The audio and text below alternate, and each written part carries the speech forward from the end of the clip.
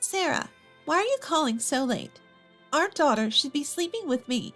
That's what Karen, my daughter-in-law, yelled when I called to ask about my granddaughter Mary. The thing is, Mary is right next to me. It's past midnight, and it's snowing outside. Yet 7-year-old Mary arrived at my house barefoot and without shoes. What's wrong? Granny, I'm cold. Mary is shivering, her feet a painful shade of red. I quickly embrace Mary and bring her inside to warm her up in a bath. During that time, I had called Karen. I was stunned by Karen's unexpected response when I suddenly heard a voice I couldn't believe. I'm Sarah, 58 years old. I've been living alone since my husband passed away 3 years ago and manage the apartment complex we used to run together. I have one son, Brian, who married Karen 8 years ago, and they have Mary, who just started elementary school this year. Brian's family lives just a 10-minute drive from my house, and they would often visit me, driven over by Brian. Each time, I couldn't get enough of Mary, who would cling to me and never want to leave my side. 6 months ago, Brian was assigned overseas for a year. Because of Mary's schooling, he decided to go alone. Being a family man, I supported Brian's decision. However, the moment Brian left the country, Karen, who used to visit frequently, disappeared. One evening, feeling lonely without seeing Mary, I happened to pass by Brian's house. There, I spotted Mary, playing alone in the yard, still wearing her school bag. Are you alone? Where's Mom? Mom's at work, so I can't go inside. Just as Mary said, the house was locked, and she usually waits alone until Karen returns. That's when I found out that Karen, who was a stay-at-home mom, had started working. I couldn't leave Mary alone, so I took her to my house and gave her some snacks, which made her very happy. Mom gets mad if I say I want a snack, so I always hold back. I felt sorry for young Mary, who was always showing such restraint. Worried that Karen, unaware Mary was with me, might get concerned, I left a voicemail saying Mary was in my care. Later that evening, while having dinner with Mary, Karen came home. Without even a greeting, Karen entered and immediately began scolding. Mary, you can't just go to Granny's house without permission, okay? Why can't you be a good girl? Mom, I'm sorry. Mary, who had been enjoying her meal, put down her fork and looked down, making me feel sorry for her. Don't blame Mary. I'm the one who brought her. I shouldn't have brought her without asking. Can we stop this? Doesn't this make me look like a bad mom? No, it doesn't. But if you're going to start working, you could have told me. I can look after Mary. With that, Karen's attitude changed abruptly. Really? Thank you. This is a big help. Yes, of course. Yay, I get to eat Granny's delicious food. Seeing Mary so joyful made me happy, but Karen's stern look when Mary complimented my cooking worried me. From the next day, Mary started coming straight to my house when Karen was at work. And when Karen came to pick up Mary after work, she began eating dinner here without any hesitation. Ugh, this tastes bland and unappetizing. Mary, you don't have to force yourself to eat. Granny's food is delicious. She didn't just heat it up in the microwave like Mom. That's amazing. Mary, don't say unnecessary things. Mom is busy, unlike Granny. Let's go home. Karen left without making any eye contact, clearly in a bad mood. Mary pulled on my shirt and seemed to want to say something. What's wrong? What's wrong, Granny? Why is my mom so mad? Is it my fault? I hugged Mary, who had tear-filled eyes. No, it's not. Granny knows you're a good girl. Yeah, thanks. I'll come again. Mary waved goodbye with a big smile. From outside, I heard Karen yelling, hurrying Mary along, making me even more worried about her. From then on, Karen started dropping Mary off even on her days off, saying, I can't relax with Mary around.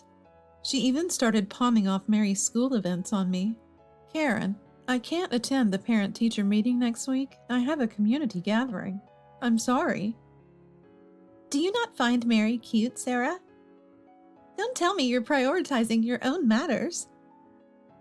Though I was annoyed at Karen's tone, I decided to skip the community gathering and attend Mary's event. And still, not a single word of thanks from Karen. So it happened one day. In the middle of a snowy night, the front doorbell rang. When I opened the door, there stood Mary, barefoot. Stunned, I asked her what had happened, but all she said was, I can't talk about it, or Mom will get mad. It's okay now. You must be cold. Let's warm you up. Mary, shivering, nodded, and I quickly bathed her and called Karen. I'm sorry to call so late, but it's about Mary. Karen cut me off with an irritated voice. Mary is sleeping next to me. Calling past 1 a.m. is incredibly rude. I have work tomorrow, so I'm hanging up. She tried to hang up, but it seemed like the call didn't disconnect. Just as I was about to end the call, I heard Karen's voice through the phone. Sorry about this. Sarah is just too noisy. It's driving me insane. You have it tough too, huh?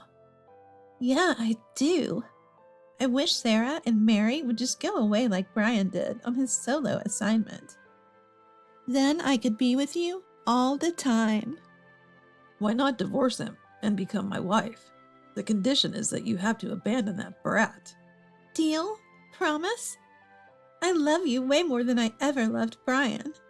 When Karen said that, I heard a suspicious voice on the other end, leaving me stunned. What is she doing? Neglecting her own daughter like this?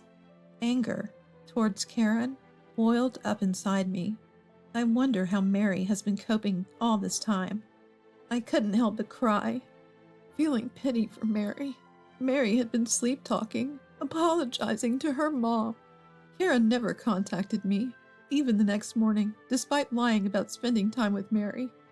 I will never forgive her. I vowed to make Karen pay. The next day, after sending Mary to elementary school, I started gathering evidence of Karen's infidelity. I found Karen cozied up with a man near Brian's house. I secretly followed them and witnessed them entering the house. Don't you need to find the kid? She's at Sarah's place, no worries. Mary's just a hindrance, keeps us from enjoying our time with Robert. Their conversation made my blood boil. How dare she treat her daughter Mary as an annoyance? I was disgusted, but seeing Mary's joy at being picked up from school pained me. Finally, that evening, I got a text from Karen. I've caught a cold. I don't want to pass it to Mary, so can you keep her till I'm better? I knew she was lying, but I simply replied, take care. From that day on, Mary started commuting to school from my house. 3 days later, after Mary went to school, I entered Brian's house. I saw a man's coat at the entrance. I peeked through the slightly ajar bedroom door, and, as I suspected, Karen and her lover were in the bed. I started recording with my mobile phone. They didn't notice me, so I stomped over, glaring. When our eyes met, Karen screamed and hastily covered herself with the sheets. Who is this woman? Sarah! What? Nice to meet you. It seems my Karen has been relying on you quite a bit, hasn't she? Faced with an unavoidable situation, he stays silent. What are you two doing? Still standing there like that? As soon as they say this, the two of them hurriedly get dressed. Sarah, please don't tell Brian about this. Oh, why not? You're planning to leave Brian and abandon Mary to be with this guy, aren't you? I never said that. Playing dumb won't help you. I even have evidence. I then revealed that I had recorded the phone call Karen thought she had ended. I can't believe this. It's disgusting that you were eavesdropping.